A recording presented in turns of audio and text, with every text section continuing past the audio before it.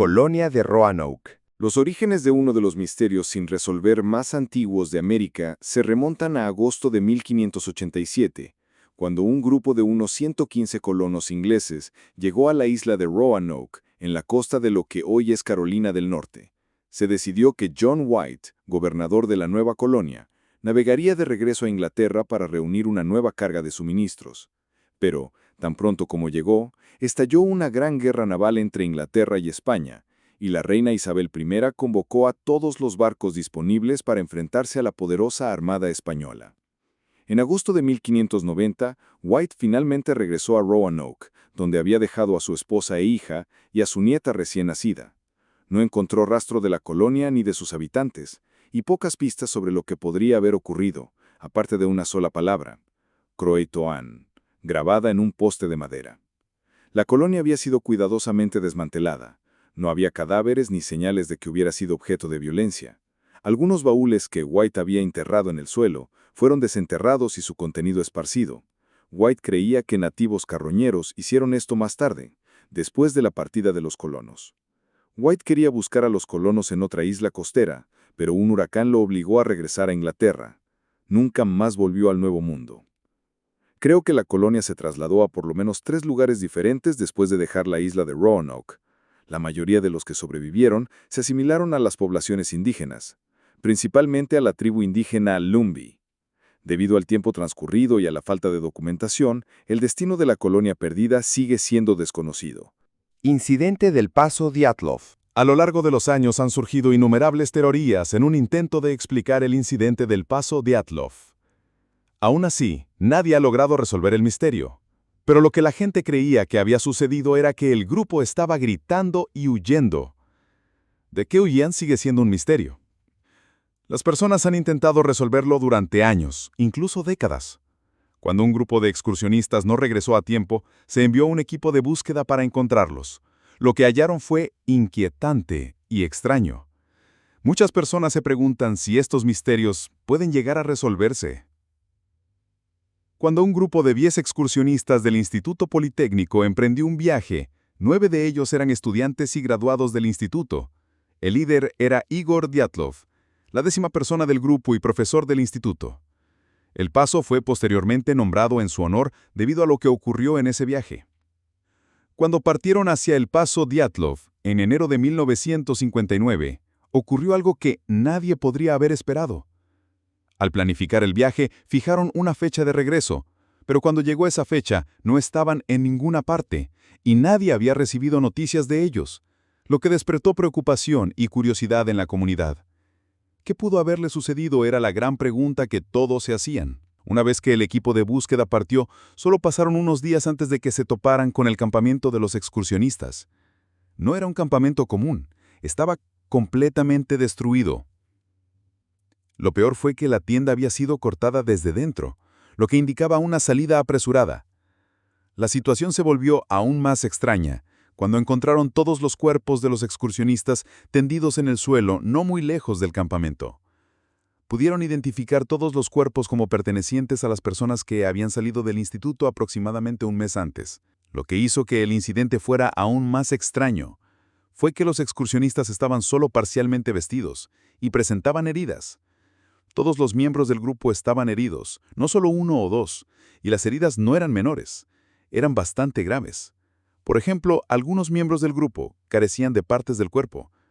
Ninguna de las heridas eran hematomas o algo similar. Todas eran más graves y no había rastros de lo que pudo haberlas causado. Manuscrito Voynich. El manuscrito Voynich es un códice ilustrado y escrito a mano, descubierto en 1912, después de que Wilfrid Voynich, un comerciante de libros raros de Londres, lo comprara en Italia. Tiene unas 240 páginas. Prácticamente todo paleógrafo, criptógrafo, descifrador de códigos, lingüista, etc., ha intentado descifrarlo. Y si ninguno de ellos lo ha logrado, básicamente no sabemos nada sobre sus contextos más allá de lo que podemos ver. Es claramente una especie de herbario, pero las plantas no existen. Y hay muchas otras imágenes sumamente extrañas, como personas desnudas bañándose en una planta, o siendo devoradas por ella.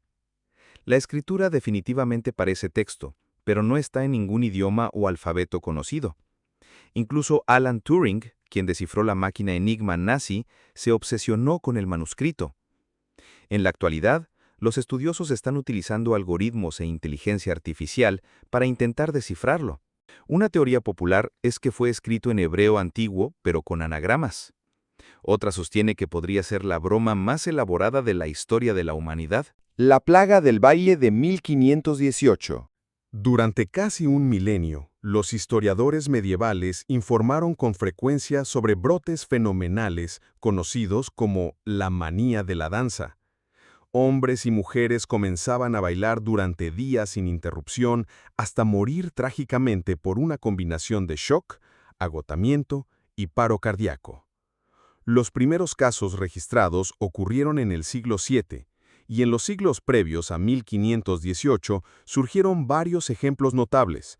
El más famoso en 1237, cuando cientos de niños comenzaron a bailar desde Erfurt hasta Arnstadt, inspirando así la historia del flautista de Hamelin. Los detalles del incidente más infame de este tipo, que ocurrió en Estrasburgo, la plaga estalló el 14 de julio de 1518. Una mujer no identificada, Frau Trofea, según algunas fuentes, fue la primera víctima. Multitudes de hombres, mujeres y niños se encontraron bailando de forma incontrolable durante días o incluso semanas seguidas. Más allá de estos puntos básicos, no está claro cuántas muertes ocurrieron. Aunque no se ha recuperado ninguna lista oficial de defunciones en Estrasburgo, otras fuentes contemporáneas informaron que 15 personas literalmente bailaban hasta la muerte cada día durante el verano. En un intento por curar a los habitantes de esta terrible calamidad, se convocó a una asamblea de profesionales médicos para discutir qué debía hacerse para aliviar el tormento de las víctimas.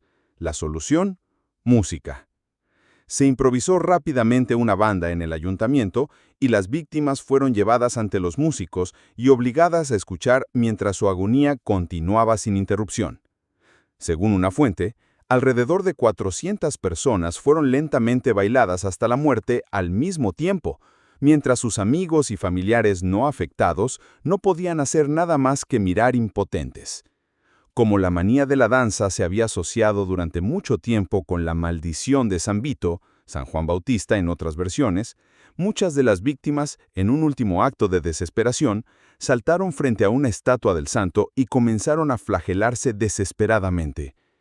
Al mes siguiente, lo peor del brote ya había pasado, y aunque se desconocen las consecuencias, el número de muertos varía desde 0, según los historiadores que argumentan que la falta de registros de defunciones en Estrasburgo indica que no hubo víctimas, hasta varios miles, con la mayoría de las estimaciones situándose entre esos dos extremos. En los siglos posteriores, la plaga de la danza haría víctimas en todos los continentes del mundo excepto en la Antártida, antes de desaparecer por completo a comienzos del siglo XX. Aunque el mundo quizás nunca vuelva a experimentar un episodio semejante, fenómenos similares han ocurrido en las últimas décadas. Por ejemplo, la epidemia de risa de Tanganica, que afectó a miles de personas. Las luces de Phoenix.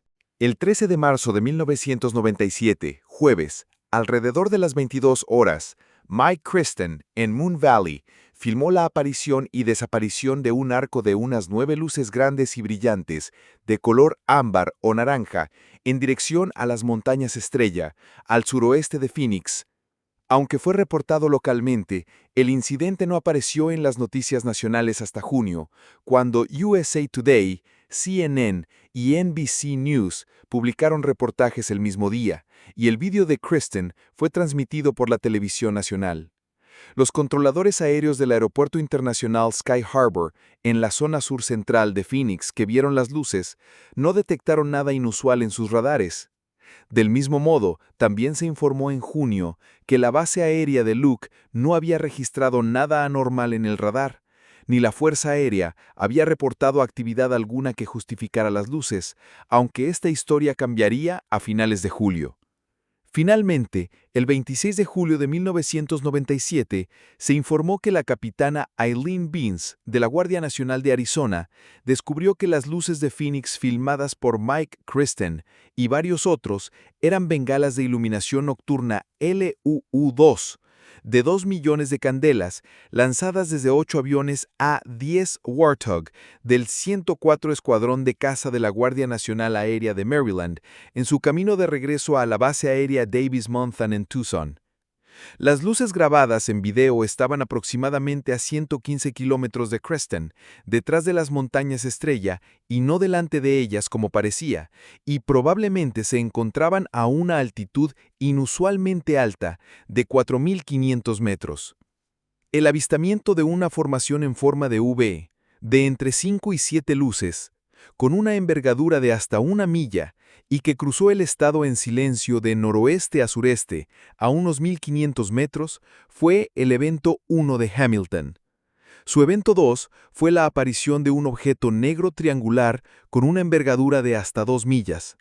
Fue descrito de varias maneras como oscuro, negro, metálico o equipado con 9 luces ámbar, al menos una de las cuales se vio desprenderse y tomar un rumbo independiente hacia el oeste, mientras el objeto continuaba hacia el sureste.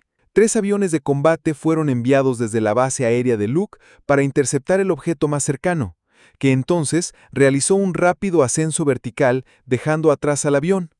La base aérea de Luke nunca reconoció la ocurrencia de tales incidentes. Los guardianes del faro de las Islas Flannan. El misterio del faro de las Islas Flannan se descubrió por primera vez cuando el vapor Anstor registró en su cuaderno de bitácora que la luz no funcionaba durante condiciones meteorológicas adversas.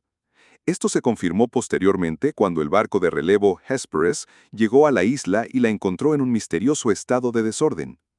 El farero suplente, Joseph Moore, fue enviado para investigar más a fondo y encontró la puerta principal y la verja del complejo cerradas, las camas deshechas y el reloj detenido. También hallaron un conjunto de impermeables de aceite, lo que sugería que uno de los fareros había salido sin ellos, algo inusual y preocupante dadas las malas condiciones meteorológicas registradas en el cuaderno de bitácora. La isla fue registrada en busca de pistas o de cualquier señal de los fareros, pero no se encontró nada. El registro anterior a la desaparición de los hombres incluía algunas anotaciones extrañas, con descripciones de una terrible tormenta, fuertes vientos y un sentimiento de desánimo entre los fareros. Sin embargo, no hubo informes de tormentas en la zona en los días previos a la desaparición, lo que significa que las malas condiciones meteorológicas anotadas en el registro fueron inventadas o fueron fenómenos localizados. Hasta el día de hoy, nadie sabe qué ocurrió en el faro aquella noche, pero con los años han surgido muchas teorías. Las teorías más extravagantes sugieren que fueron llevados por un ave marina gigante, secuestrados por espías o que simplemente huyeron para empezar una nueva vida. Las teorías quizá más plausibles sostienen que los fareros fueron arrastrados por la marea al intentar asegurar una caja en una grieta por encima del nivel del mar. Otras teorías apuntan a que la psicología de los fareros desempeñó un papel.